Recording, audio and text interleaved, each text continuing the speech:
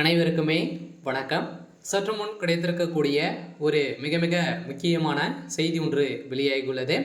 சற்று முன் திமுகவின் ஆலமரம் சரிந்தது, துணை ராணுவம் குவிப்பு, இது மாதிரி பார்த்தீங்கன்னா செய்திகள் வெளியே இருக்கு. ஸோ நேற்று பார்த்தீங்கன்னா திமுகவுடைய முக்கிய புள்ளியாகவும் முக்கிய அமைச்சர், அனுபவம் வாய்ந்த ஒரு அமைச்சராக இருக்கக்கூடியதான் அமைச்சர் துரைமுருகன்.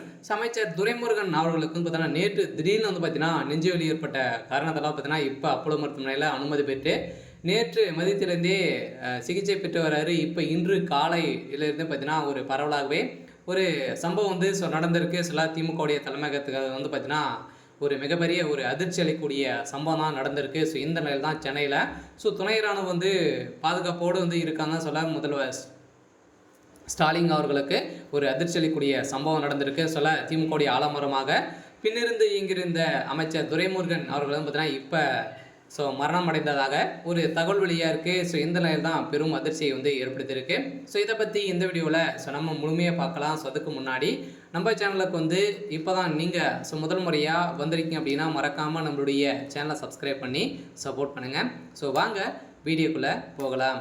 பார்த்தீங்கன்னா அமைச்சர் துரைமுருகன் அவர்களுக்கு பார்த்தீங்கன்னா நேற்று என்னாச்சு அப்படின்ற மாதிரி தான் அமைச்சர் துரைமுருகன் அவர்களுக்கு பார்த்தீங்கன்னா பார்வையிடுவதற்காக தமிழகத்துடைய முதல்வர் ஸ்டாலின் அவர்களும் பார்த்தீங்கன்னா பதறடித்து ஓடிய சம்பவம் மக்களிடையே பெரும் அதிர்ச்சியை ஏற்படுத்தியிருந்தது. இதனால் பார்த்தீங்கன்னா அமைச்சர் துரைமுருகன் அவர்களுக்கு என்ன ஆயிடுச்சு அப்படின்னா அவருக்கு திடீர்னு பார்த்தீங்கன்னா நேற்று மதியம் நெஞ்சுவலி ஏற்பட்ட காரணத்தெல்லாம் பார்த்தீங்கன்னா உடல்நலக்குறைவால் சென்னையில் இருக்கக்கூடிய அப்போலோ மருத்துவமனையில் அனுமதி பெற்று சிகிச்சை பெற்று வந்தார். அனுமதி பெற்று இப்போ பார்த்தீங்கன்னா சுவாகத்தில் திமுகவுடைய தொண்டர்கள் பெரும் அதிர்ச்சியில் தான் இருக்காங்க. இப்போ வருகின்ற சட்டமன்ற தேர்தலுக்காக பார்த்தீங்கன்னா அனுபவம் வாய்ந்த அமைச்சராக இருந்தவர் தான்